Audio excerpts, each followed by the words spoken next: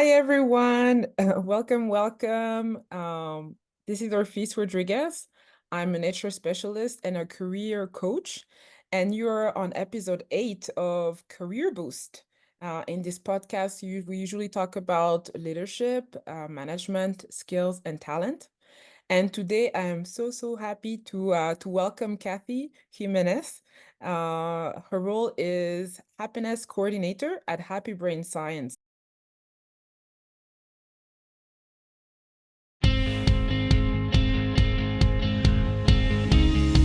You've got a remote team, they want to do something fun together and or learn about the science of happiness and employee engagement. I want to learn more about the people and why they made those decisions. We need more restorative moments, and people work from home they work all day. So welcome, Cathy, for being here today on this podcast. How about we start with a short introduction of yourself and maybe a short introduction of Happy Brain Science as well, because yes, you work there. Sure, no problem. Hi, I'm Cathy Jimenez. I'm from Cebu, Philippines. Happy Brain Science is based out of Sisters, Oregon, but I'm working with Scott remotely from Cebu, Philippines. And aside from being a wife and a mom to two young men, I have been working with Happy Brain Science for almost 7 years now as a speaker, facilitator, and executive coach. Now, my background is similar to that of Scott. So, Scott is our Chief Happiness Officer at Happy Brain Science. I started as a software engineer, then I moved up into management and decided that I'm really passionate about the science of happy, productive teams. And I joined Happy Brain Science. I initially joined Happy Brain Science as a virtual assistant, but a little over 6 months, I decided that I wanted to, share the science of being happy and productive at work to a larger scale, to a larger audience. And that's where I started training to become a speaker and facilitator, and now executive coach. Now, more about Happy Brain Science. Well, we at Happy Brain Science believe that, happier employees and leaders are more effective, engaged, resilient, creative, social, and productive. And all of these are crucial factors in organizational success. Mhm. We spend about a third of our lives at work. Yes. So we figure, why spend it in misery? Let's choose happiness at work. Yes, and your mission statement really resonates with the goal that I have for HR as a profession, for managers as well in their role. I really want them to be a catalyst of change, catalyst of happiness at work. And I remember, I mean, looking up for solutions online, to bring up, solutions in the workplace, and I came up and I found Happy Brain Science. So it's been now, I think, a few years since I've been following you guys. I have my Happy Brain Science game, and but now you moved it up online. So I am so excited to discuss about the happiness at work online game today. This is finally happening. I think I spoke to Scott about this at least a year and a half ago, so it's been in the works, and we had the beta version that I tried out with a few people in my network, in my circle. And now it's finally there. So, can you tell us about this game and the benefits that, that people can gain from using it?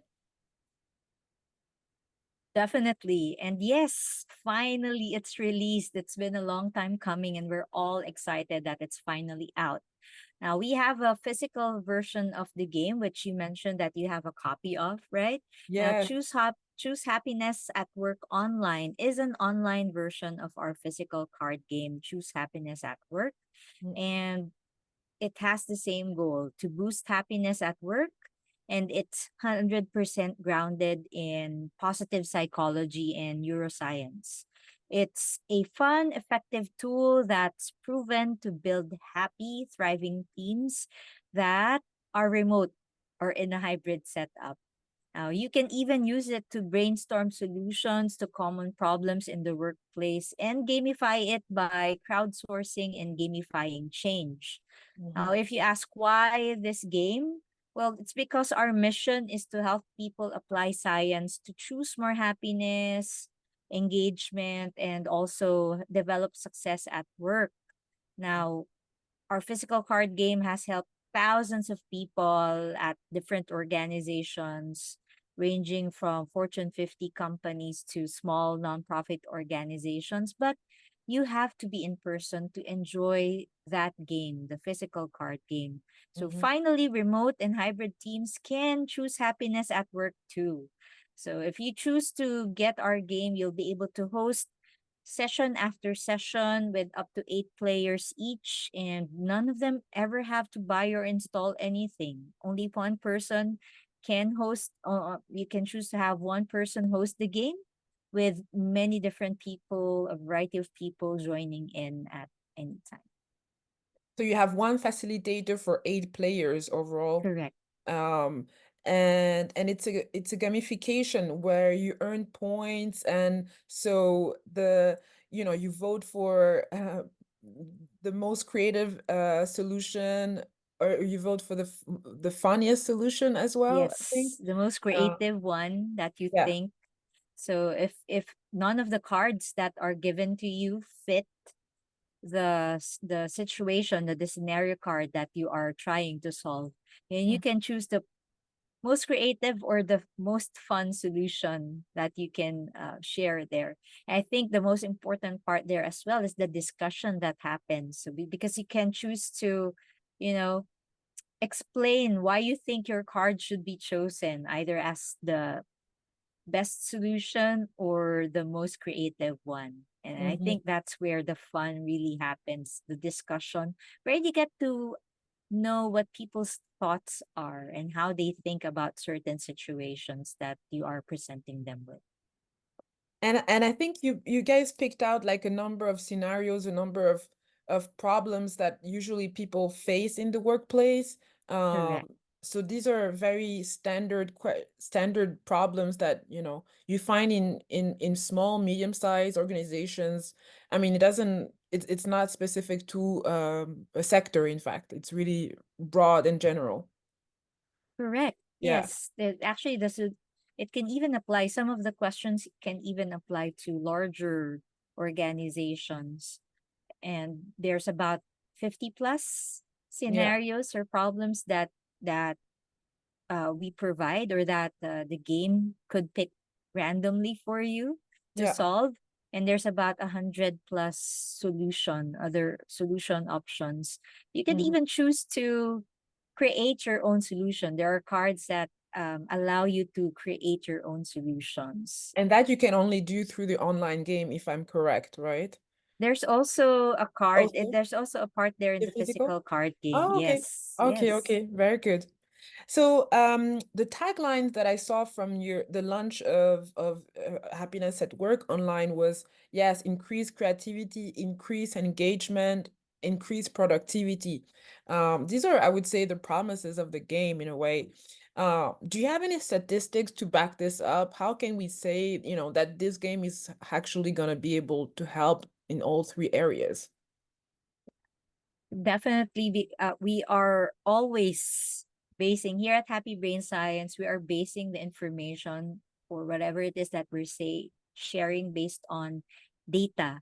So, Mhm. Happy Brain Science's Choose Happiness at Work game is designed to enhance creativity, engagement, and productivity in the workplace by fostering positive emotions, teamwork, collaboration, feedback, and recognition.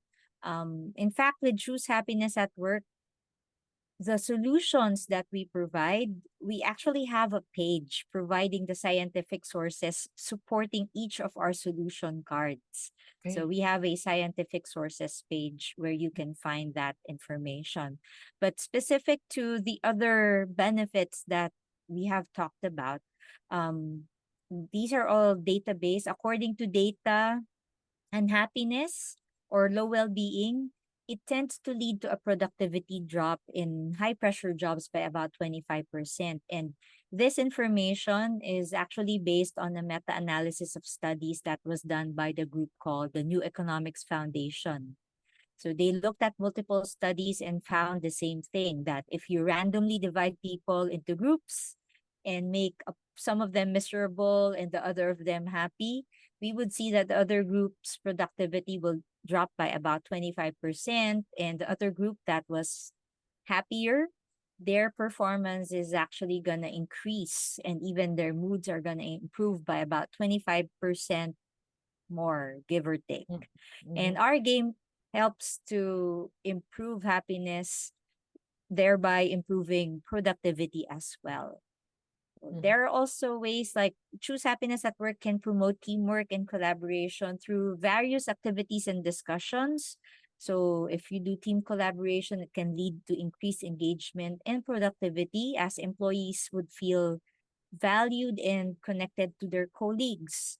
Mm-hmm. In fact, there's also a study that was done by the brilliant Barbara Fredrickson, where they studied work journals of about 60 team members doing business plans. And they found that the teams with significantly more positive comments to every one negative comment, they elicited the best work from each other. So when we're in a brainstorming mode, which is what Choose Happiness at Work typically does, Yeah. and we get positive feedback from what we share, um, then more of our prime brain real estate will go online. And Mm, then you can get even more ideas that you didn't have before. Right. mm. So when people feel heard or listened to, they get more great ideas and are more willing to share it. So, yes, creativity, engagement, and productivity can definitely be harnessed with this game. So I mean, we're social animals, I would say. It's just bringing us back to our nature of, yes, I mean, we operate well alone, but we also like feedback. We also like to interact with others, uh, Correct. and when you're at home, I mean, s- on your own, I think it helps to bring people together in a fun way, to break the ice in a way through discussions like this, or so I mean, there are studies, right, about Correct. leaders who are helping, who are leading hybrid or virtual teams. um the studies have shown, from DDI, that only 27% of leaders believe they are very effective at leading hybrid or virtual teams. This is not so great. I mean, it means it's quite a challenge, to manage those guys, from afar.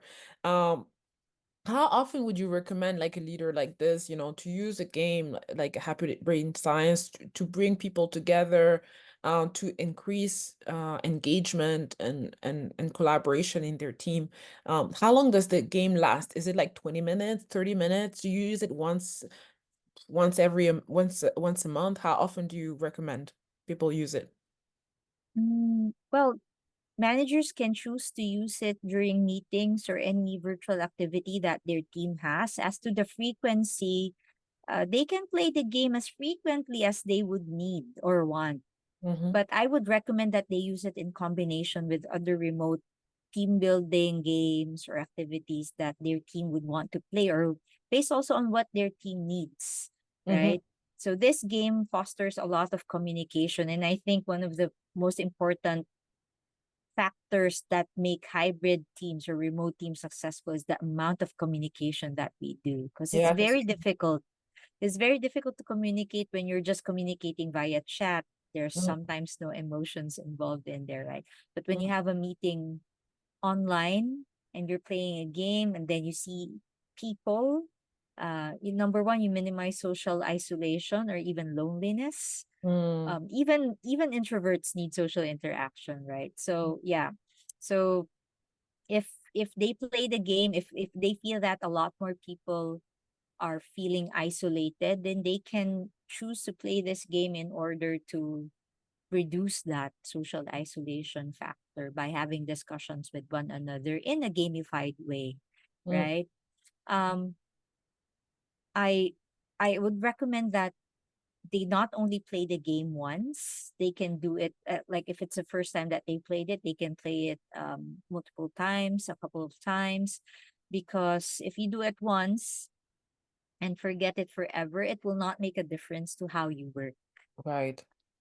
I also mentioned using it in combination with other games because it's good to have variety, because we have what we call hedonic, the concept of hedonic adaptation, Mm, wherein we get used to our circumstances. We need to switch it up, mhm. not do the same thing every time. If you keep on doing the same thing every time, even exercise, for example, if you keep on doing the same type of exercise, it becomes less effective over Yeah. time. You have to switch it up with other types of exercises in order to make it more effective. Same with this type of activities. You have to switch it up. You could do a game one time. You can do what's this, a workshop with one another and another, and and then when you switch it up, then you get people get this information that, oh, it's something new, so it's something for me to look forward to, something for me to enjoy once again, Yeah. right? Yeah. Yeah. And then you also ask about gameplay length. For the gameplay length, the leader or the host or the facilitator, they can decide to end the game after any round, so they actually don't need to go through all of the rounds. Typically, each if you have n number of rounds depending on the number of people that you have in the game. So if you have 8 people, there is a possible maximum 8 rounds. But Mm, if you choose like, okay, I don't want to play the entire 8 games or 8 rounds, I can choose to just stop at 4 rounds at a mhm, time. mhm, So you can do that. mhm. In each round, players will solve a problematic scenario using science-based solutions. So if only 3 people are playing, one round might only take a couple of minutes, Yeah. right? So It's based very on the fast. explanations that they're sharing. But if 8 players are playing, one round would probably take about 8 minutes, 5 to 8 minutes, give or take, depending on how much discussion happens. Mhm, mhm. Again, it's gonna be paced or controlled by the leader or the facilitator, where everyone can actually see, Yeah. what's happening with the game as well. Yeah. Yeah. Yeah. Yeah. I realized there were a lot of questions and you answered them all. Thank you. Um, great. So, obviously we're talking about, leading this initiatives, all these different initiatives. So it seems like we're still, in this discussion of how can leaders, account for those um uh activities, how can they I would say initiate them. So another study I wanted to mention today was the Gallup study on, how managers or um, how can I say influencing employee engagement, right? This study said that managers account for at least 70% of variance in employee engagement scores across business units. So that means that yes, I mean, managers play a really huge part in a way. And that's really across businesses, across sectors, and so on. So my take on this is very simple. I mean, yes, we can use games like this to increase engagement, but how about helping managers also develop their leadership skills? Because, this is like, how can we help them see and invest in the right things and prioritize properly, I would say. Yeah. So imagine being the leader who finally gets your team talking and thriving, right? With Mm, Choose Happiness at Work, managers can help develop their facilitation, listening, and observation skills. So I think sometimes with managers, I used to be a people manager. I used to lead a team as big as 23 people. awesome. So yeah, that's a lot. Yeah. So you get a lot of different types of people. Some people would love to be left alone. Don't involve me at all. Some people would love to be involved all the way. So Yeah. you are able to find a way to balance it out through games or through activities. I did the Pecha Kucha with them once, and you could see like some who are the people who are interested to know more about one another and who are just doing it because my manager asked me to do So to do just for it. people who don't know what the Picha Pucha is, Oh, yeah. Well, it's a way it's I mean you it's a take someone, personal I think, slideshow, yeah, basically. right. So So someone comes and present yes, you something can about. introduce yourself using the Pecha Kucha and using images that show who you are outside of work. Hmm. Because they people can get to know you how you are at work based on how you work with them, right? But then Yeah. sometimes it even helps build more trust and understanding if Mhm. people know who you are outside of work, and the Pecha Kucha can help with that. And Mm, yeah, I can give you more information later on more resources later on about the Pecha Kucha. mm, Yeah. Now going back, I think um, for choose happiness at work, mm, I think it helps with the manager, especially if they're running out of ideas on how they can solve certain issues within the team, or they want to get people talking. Now, if you ask a room full of people to talk about problems about their organization, it sometimes can be a difficult conversation because people would feel like, I want to speak because I don't feel safe if I will discuss organizational problems that I observe with mm, people filled with colleagues, right? mhm, But if the cards or the game itself will raise the problems for you, it makes it much safer to raise the issues. So mhm, people are not going to be complaining about the culture. Well, it's just that it was the card that was picked by the game, mm, right?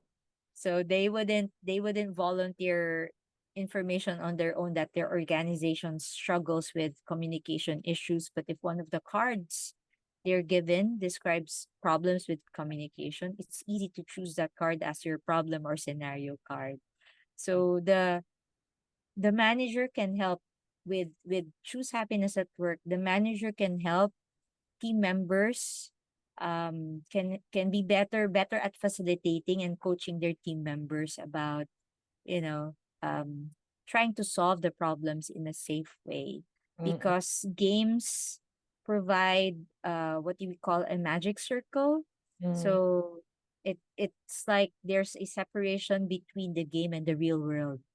mhm. So if there's they're not really solving the problems of their organization, they're just playing this game. Yeah. So with this, they can when they gamify solving the problems in the organization, they facilitate change. Mhm, Leaders learn more about their team members and their thoughts as well, and they're able to gather more ideas and feedback that they could eventually use to also solve real life scenarios that they're experiencing. mhm, mhm. It's so it's in a way it's training managers in a way, like indirectly. I mean it's a easy, quick way to develop some leadership skills there, because you Correct. have some quick Correct. solutions there.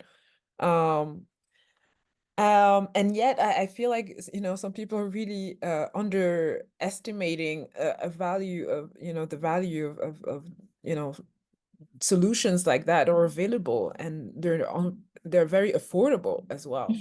When you think Definitely. about a coaching program, or you think about a a, a retreat somewhere, it costs thousands. I mean, so when Correct. you think about it, I mean, here is an easy way to train and develop our skills as well. So yeah, um, great. So how about now we talk about the when we are in the position of of leadership, where and we have to choose also our next leaders, our next managers. um Studies have shown that companies sometimes fail to choose the right candidate, with the right talent for the job 82% of the time. And this is another study also from Gallup. So I mean, according to you, how can we help companies, take better hiring decisions when selecting managers? Because yes, it is, my take on this is, yes, we can all develop into management roles. I mean, it's not a a given Yeah, talent. Some people have it naturally. Yes, they're talent, they're leaders, naturally, and but we can also develop develop. those skills. So but we still have to make hiring decisions at the beginning. So how can we better help companies, in those hiring decisions in your view? Mm. That this actually came up. I used to work for Lexmark, the printer company, Mm-hmm. and I first experienced a taste of management in Lexmark, and when I was in management, we had a training session before, and one of the training sessions mentioned that the biggest problem that we have is that we promote people based on their current capability, not based on whether they're capable of doing the job that the role they're being promoted into requires. Mm-hmm. So, yeah, so this is also supported by what we call the Peter Principle. And it suggests that too often someone is promoted because they do their current job well, not because they will do the future job well. And frequently, strong individual contributors are promoted, but they become poor managers. They often aren't trained properly, they do not have the skill set needed, or they don't have the right mindset for the role. Because Mm-hmm. let's admit it, it's very different when you're leading yourself versus when you're leading others. Mm-hmm. Um, Personally, I would recommend that we should promote people only after they are already demonstrating the leadership behaviors that are needed for management. So since we're talking about management here, right? Like promoting Yeah, people into management. exactly. So if they're already demonstrating leadership behaviors Yeah. like setting clear goals, giving candid feedback, Mm, etc., then then we can consider them towards the management role already. mm, So, and of course people can learn to be better leaders, as what you talked about, right? But mhm, they also have to be interested in it. There are organizations wherein there's only one path, mhm, technical to management.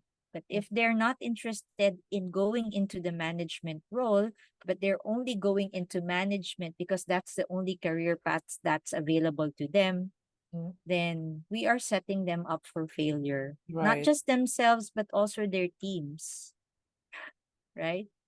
Yeah. So, yeah, I mean, if they're interested, they already show some of the skills, probably not all, but and are willing to be trained, then let's train them and then we can promote them.